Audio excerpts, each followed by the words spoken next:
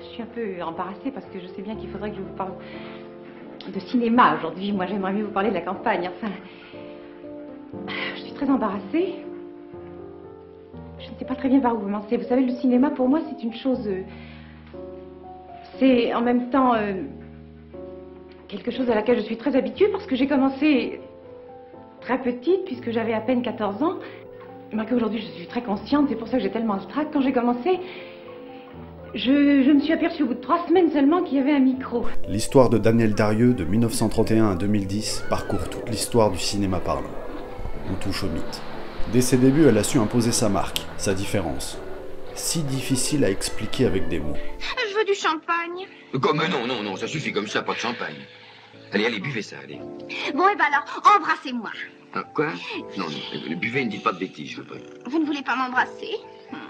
Oui, parce que je suis trop maigre, parce que j'ai la poitrine plate, parce que je ne suis pas votre genre. Taisez-vous, Jacqueline, je vous en prie. Il semble bien que les fées se soient penchées sur son berceau et qu'elle ne l'ait jamais oublié.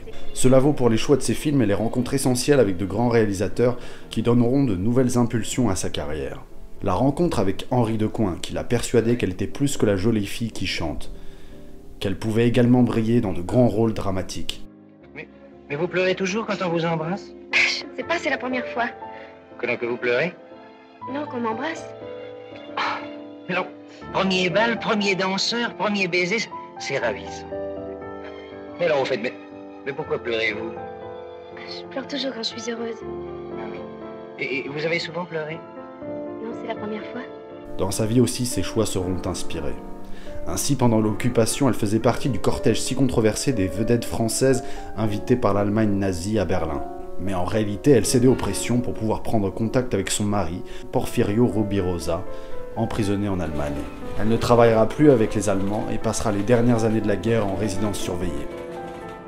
Les premiers films sont le plus souvent des comédies musicales car elle chante très bien, et cela se reproduit régulièrement pendant toute sa carrière.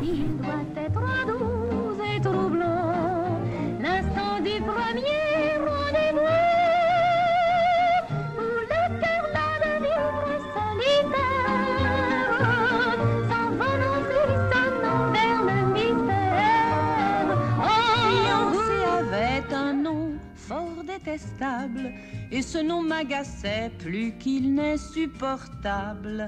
Alors je l'ai quitté sans un mot, sans adieu. Il y aura 10 ans que j'ai brisé ce nœud.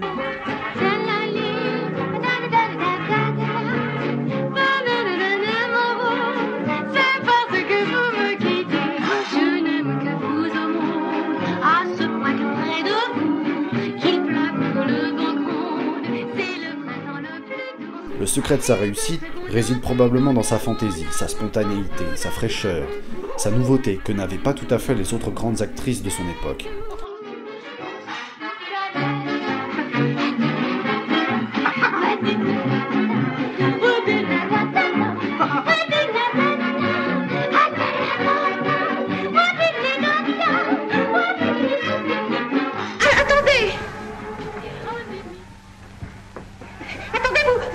Vous ouvrirez quand je vous le dirai.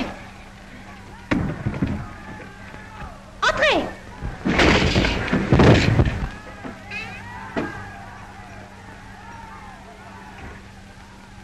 Voyons, pourquoi vous cachez-vous?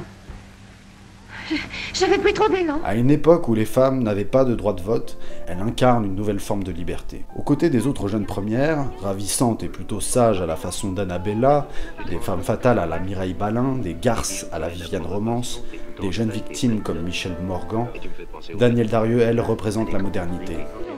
Non, ne me demandez pas, monsieur. Je n'ai rien fait, rien. C'est un malheur, voilà tout, un épouvantable malheur. Jacqueline, de quel côté voulez-vous que je dorme, moi? De quel côté? Non, mais vous n'avez tout de même pas la prétention de coucher dans mon lit. Mais c'est peut-être l'évolution de ses rôles qui offre la meilleure clé pour approcher son génie. De la jeune ingénue à la femme mature, le passage se déroule tout en finesse, sans rupture brutale. Dans Meyerling, elle incarne avec Charles Boyer le couple romantique par excellence.